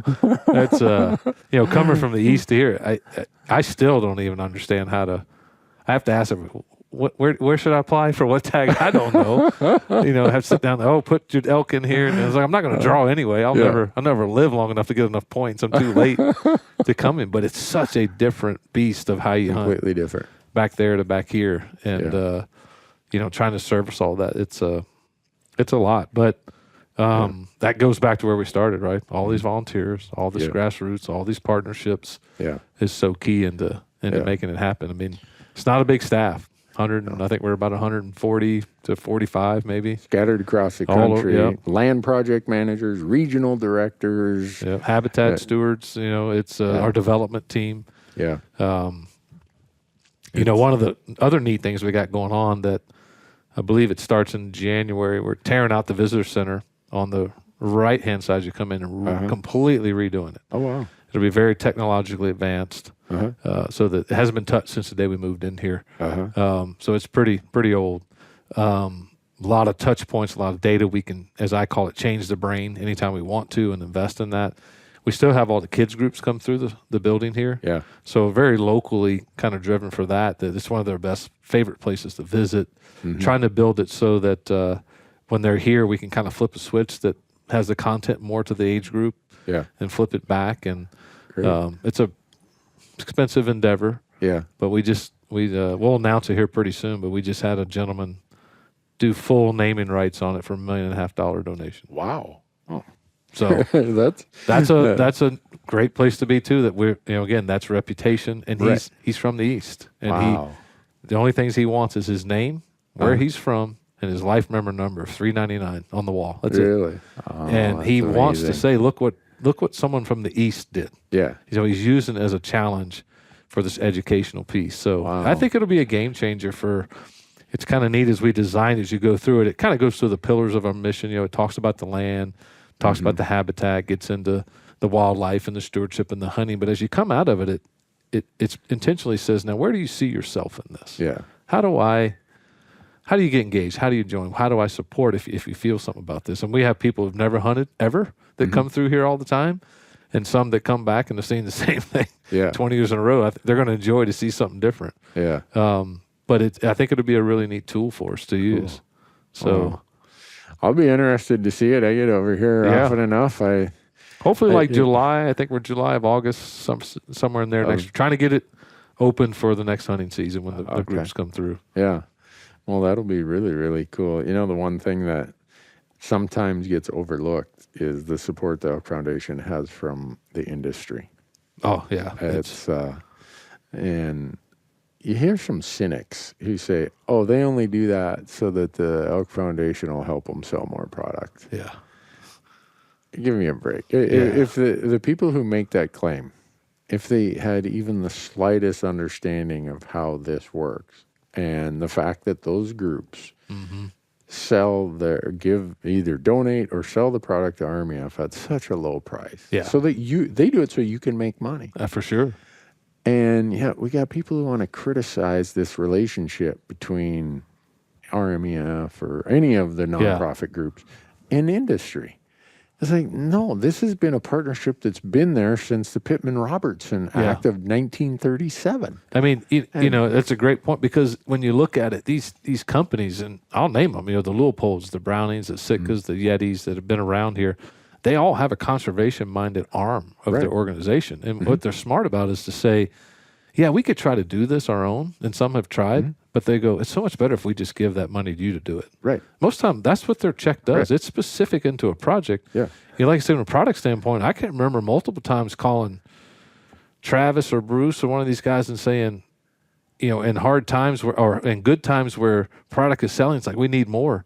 And they actually take something they could make twice as much with and send it to us to make money for what we do. they would be financially better off if we never called them. Yeah, right. There's no doubt about Yeah. that. But they love the conservation, especially some of the companies. I mean, Leupold specifically, the Family Foundation. They're so into conservation and giving back and projects in Oregon we've worked together on. And Browning's the same way. I mean, you talk about tenure, right? Right. Browning. Well, we had Browning, Leupold, and Weatherby. And Johnny Moore. And Johnny Morris. And then we had one of the state agencies, Washington. I can't remember which state. Or Idaho. I can't remember who it was now. They were with us all 40 years. I mean, there's a lot of and there's a bunch that are 35 and 30, but we actually had to narrow it to you had to be all 40. Yeah. And so that's nothing new. This isn't a flash in the pan to make some money with these main groups. And even look at like a Yeti, who I would say is somewhat non-endemic, right? To a point. Yeah. One of our biggest sponsors. They love conservation. It has nothing to do with money or hunting or Andrew at Yeti calls me regularly and asks me, what about this conservation project? What about that conservation project? It's like, well, I can give you my opinion, but what it points out is his job. He is accountable to what conservation groups and projects and initiatives they're a part of. Yeah.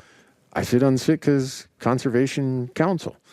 I see what goes on there. I see how much money gets pushed out to conservation and that. And so these critics who want to say that, industry's just in it to sell more product. Yeah. They don't understand how these models work. They or if they do, I need to give them an education on reading a financial statement. Yeah, in 100 years, we couldn't sell enough product to buy one CNC machine.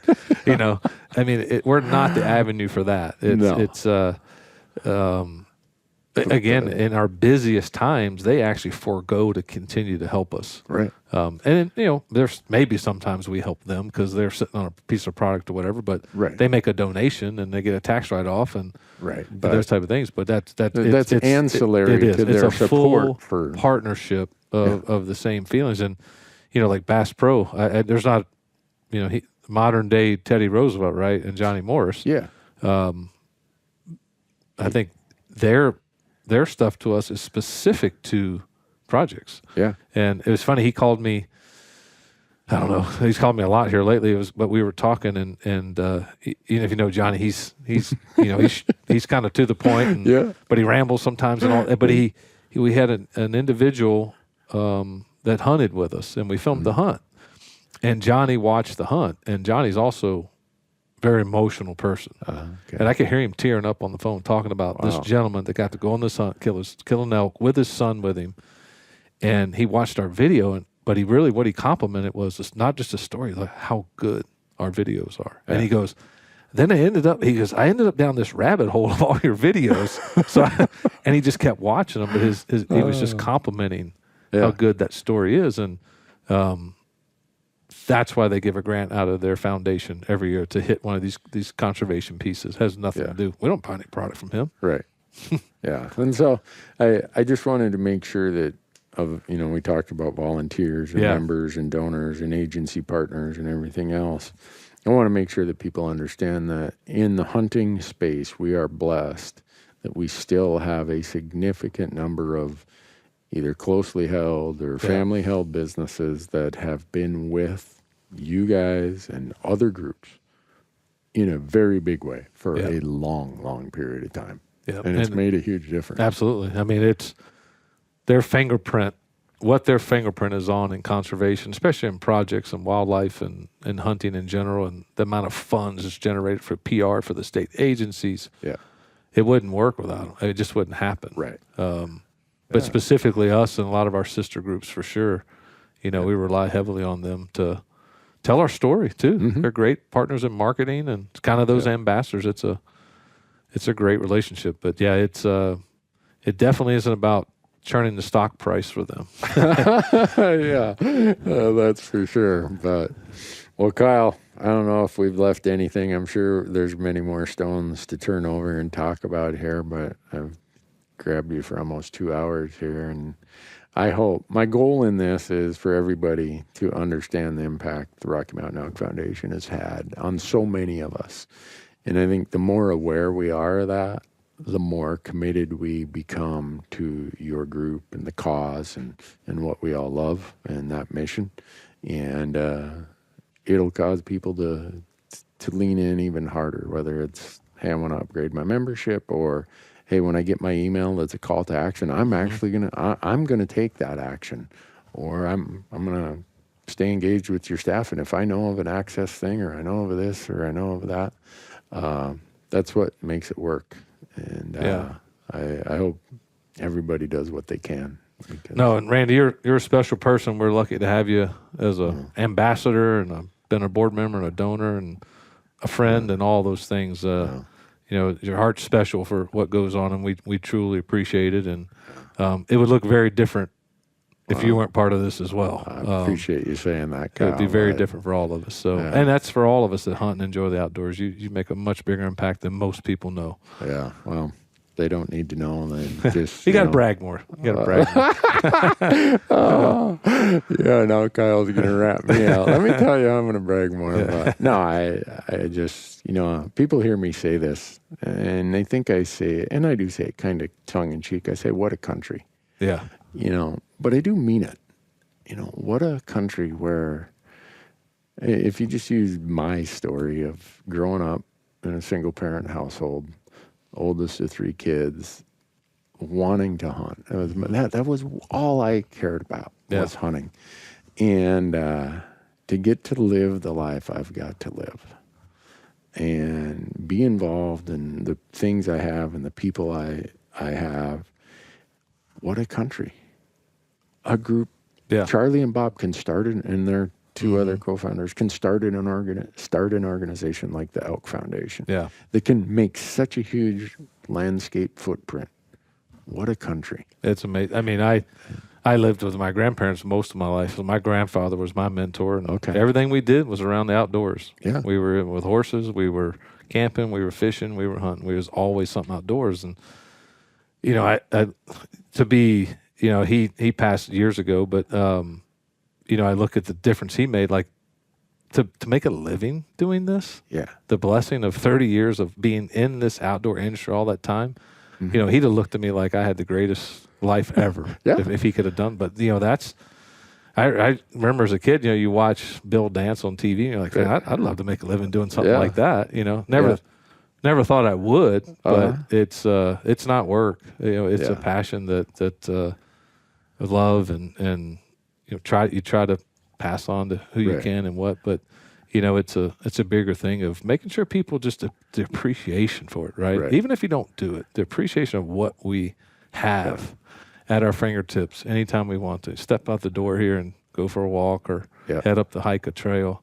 Doesn't exist in a lot of places. It doesn't. And the fact that we can do that, I just feel is such the greatest, just a blessing of such a degree that my life focus at this point in my life, and has been for a long time, is to make sure that when I'm in the dirt, there's still that opportunity for people to go do that. Yeah. Because in America, without that, and what the Elk Foundation is doing in elk country is so critical, and such a leadership statement about making sure 100 years, 200 years from now, there are going to be snotty-nosed Randy Newberg types out there walking on those grounds, listening to the elk bugle or whatever it is they like to do out there. And I would say that everyone we've talked about, from the volunteers to our industry sponsors, our partners, our large donors, our members, that in the end, that's why they do it. Yep. Exact same thing you said. Yeah. Well, thanks so much. Appreciate your time, Kyle. Folks, you've listened for a long time. Now I'm going to challenge you to go and become a supporter of the Elk Foundation in some way, shape, or form. Or if you already are, become a bigger supporter in some way, shape, or form. RMEF.org. Thank you, Randy. Thank you, Kyle. Thanks for listening, folks.